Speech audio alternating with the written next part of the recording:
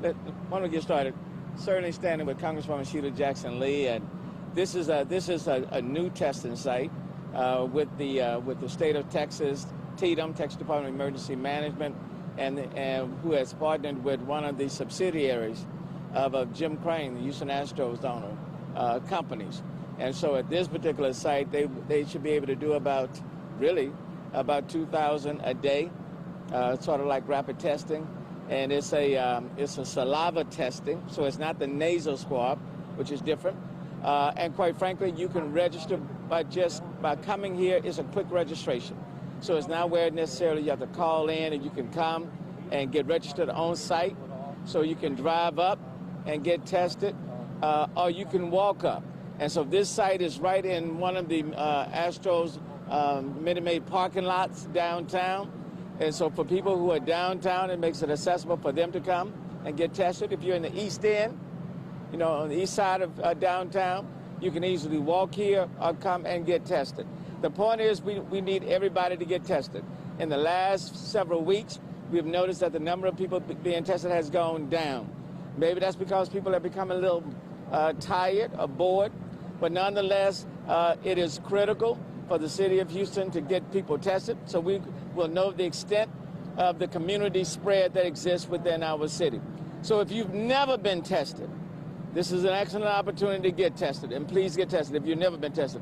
Or if you were tested, for example, in March, April, May, or June, it's time for you to get tested again, because that test will only tell you your status up until the point you got tested.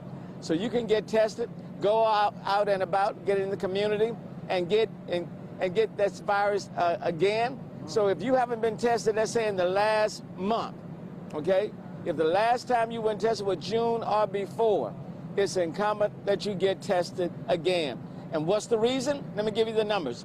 Those who are the newly reported positive cases for today that's been reported is 746, Congresswoman. So 746, that takes our number up well over 54,000 in the city of Houston.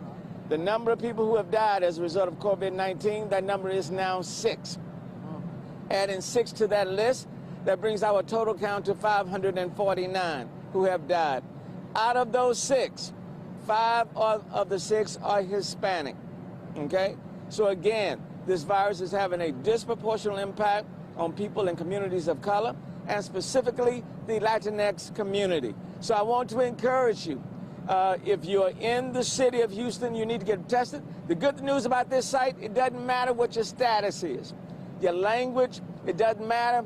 If you don't have a driver's license, but you have a utility bill with an address, that will do, okay? It's making it very easy for you.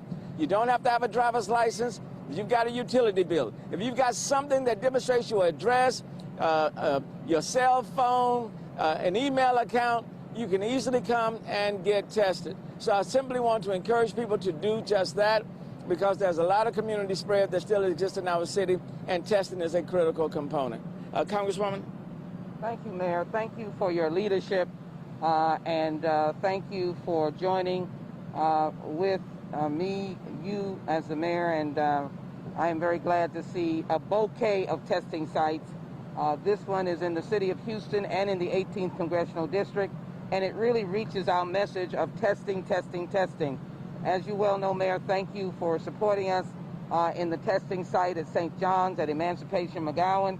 Thank you for supporting us at the Lighthouse Church on Ranking Road, and thank you for supporting a downtown-centered testing site. Let me tell you what's important about this testing site. This testing site is amongst downtown essential workers. Many of the workers in the downtown area have to come to work. And this is a site that is going to be open for upwards of 3 months.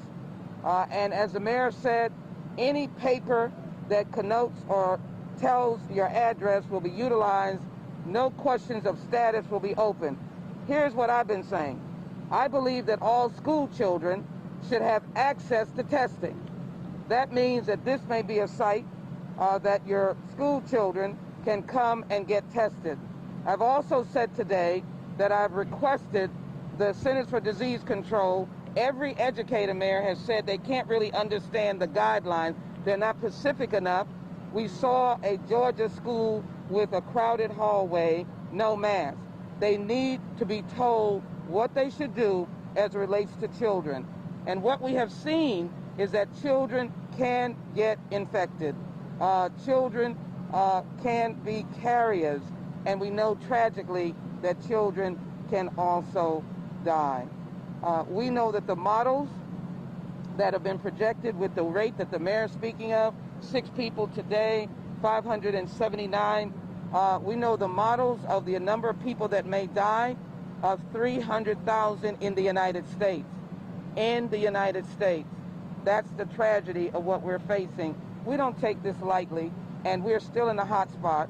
If I might cite Dr. Joseph Barone in the testing that we've been doing, he has indicated that there is now, it keeps going up and down, a 20% infection rate.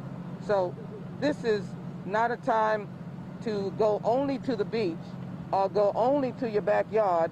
This is a time to be in the backyard if you're allowed on the beach and to get tested. You can do all these things because that helps to save lives. Thank you, Mayor, for the commitment to the Latinx community, African American community, and as you have said often, it is everybody's community, but when we look at the rates in these areas where there are many essential workers, we're begging them to come, many first responders.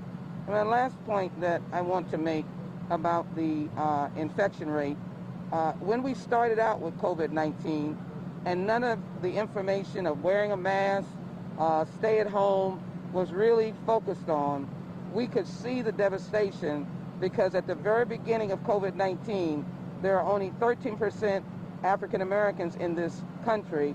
22% of the deaths at that time that it started were African Americans, and it continued in populations of community of color. You see that now in the Hispanic community here and around the nation. So testing, essential workers, first responders, children, families, come out and get tested. Today you can do St. John's, you can do Lighthouse, and you can do this great center in the center of your city, and that is Minute Maid. And then I do want to thank the Congresswoman. We were talking about this particular testing site, but the Congresswoman has been responsible for setting up 2 additional testing sites today at St. John's in 3rd Ward and the Lighthouse in Northeast Houston. So for people who are not even close to downtown, you can go to Lighthouse, which is out on 59 and close to Rankin, out in that area. So thank you, Congresswoman, for those 2 additional sites. And then you have this one here. Lastly, what I would say, look, better to know than not to know, okay? Better to know than not to know. Because, for example, if you don't know and you are walking around with this virus, you are infecting a lot of people, family members, friends, business associates, neighbors. So better to know than not to know. So let me pause and we'll take any questions that you may have. The Houston Health Department says fewer people are going out to get tested. I heard you mention saying the test is different now through saliva. How much do you think that going through the nose kind of distracts people? Do you think that'll bring the numbers down? You know, I've talked to even some friends of mine who don't like the nasal test. Okay, that turns them off. Well, this is another option. The saliva test, you pretty much do it on your own. So this is another form of testing, and the results will come back anywhere between 36 to 72 hours. So, and that's the other point. It doesn't make any sense to get tested, and then you're waiting, 7, 8, sometimes 2 weeks. What we're trying to do now is expedite the return of the results. At these sites, we're talking about getting your results back anywhere between 36 and 72 hours, 3 to 4 days, let me put it like that. But let me tell you, we just left the funeral of one of our courageous firefighters, Firefighter Pacheco, who died as a result of COVID-19. So the virus has no respect of persons. You are not helping yourself by saying, I'm not going to get tested. I feel fine. It's allergies, it's sinus. You just don't know. So you're not helping anybody. You're not helping yourself. You're not helping your loved ones, your friends, by not being tested.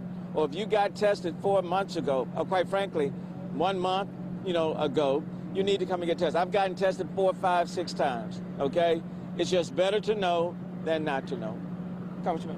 Well, the thing that I would want to emphasize is, isn't it good to have a multiple of tests? And so since I've taken the nasal, it looks worse than it is.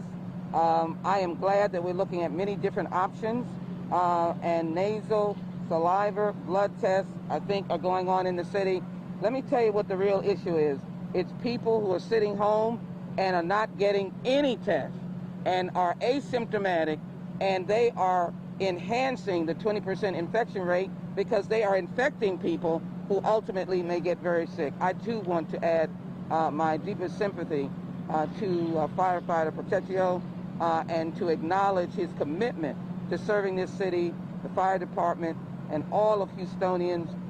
He did it for more than 16 years. He even has a son that is now a firefighter. We need to honor him by acknowledging his service and his sacrifice, and so we do that.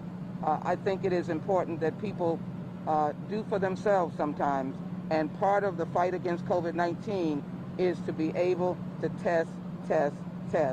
And here we are with available test sites all throughout the city. I just want to take note, because I speak to Congress people across the nation, and I just want to say that Houston, even though we're struggling, has one of the best testing regimens that I have been able to see and hear, because I hear about it across the nation.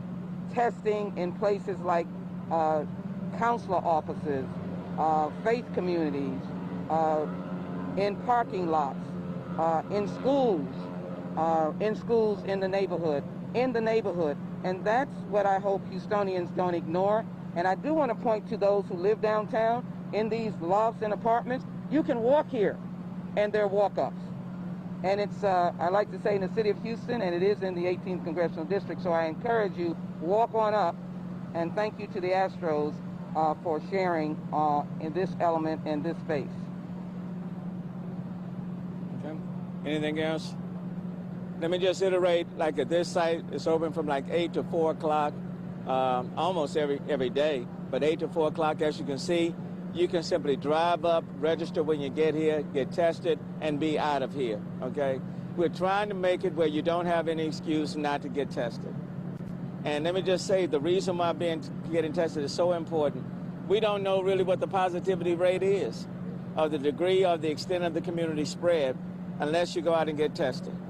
And so if you don't do it for yourself, do it for our children, teachers, janitors, our first responders, essential workers, municipal workers, people who are picking up your trash. They need to know whether or not you have tested positive, okay? They need to know. We ask them to be out here every day to protect the people of the city of Houston. It's only fair to them that you exercise your responsibility and come out and be tested all over the city. There's a site close to you, or there's a site like here that you can walk up to. And then let me encourage all of the 21,000 municipal workers. You can come literally right downtown and get tested, and it doesn't take very long at all. So this site is not just open to Houstonians in general, but even to our 21,000 City of Houston workers. You know, come out, get tested, and then you will know. Lastly, let me just say this. I'm seeing more people put on their masks. That's good, because we're at the point now, after doing all the education and awareness, that if you are going to irresponsibly be out in public, in a group, around other people without your mask, you know, HPD, police officers, will give you an initial warning. But then if you don't put on your mask, you will be given a ticket for $250, okay? It's not something we want to do, but for the health and safety of every Houstonian in our city and those visiting our city, it's incumbent that you put on your mask and that you keep your mask on when you're out or about, except when you're walking, jogging, biking, exercising, eating or drinking, or if you have some medical problem or issue. But other than that, if you are out in public and it's you and somebody else, you are obligated by law to put on your mask, and a failure to do so will cause you to get a citation and a $250 fine. Again, It's not about the money, but it is about having maximum compliance with mask wearing. We know it works, and we'll drive down the positivity rate relatively soon if over 90% plus of Houstonians put on their masks and keep their masks on when they're in public. That's why we're doing it. And I've talked to a few police officers. They've given people warnings. People have gone either back to their cars and they've put their masks on. I want to thank you for that. But I'm just saying, please don't be obstinate and be around in public with other folk and don't put on your mask. When police officers are out and about, if they see that's happening, they'll give you a quick warning, and then it'll be followed by a citation and a $250 ticket. So thank you all so very much. Congresswoman, thank you so very much. Appreciate your service. The queen of testing, 18th Congressional District, Congresswoman Sheila Jackson-Lee. And please keep fighting for rental assistance, state and local health relief, unemployment and benefits of $600. Please keep fighting for all of those things. And we thank the U.S. House of Representatives for what they're doing. I'm encouraging our U.S. senators to come along as well. Thank you. Quickly. Thank you. People need it. Thank you. Thank you, guys. Appreciate y'all.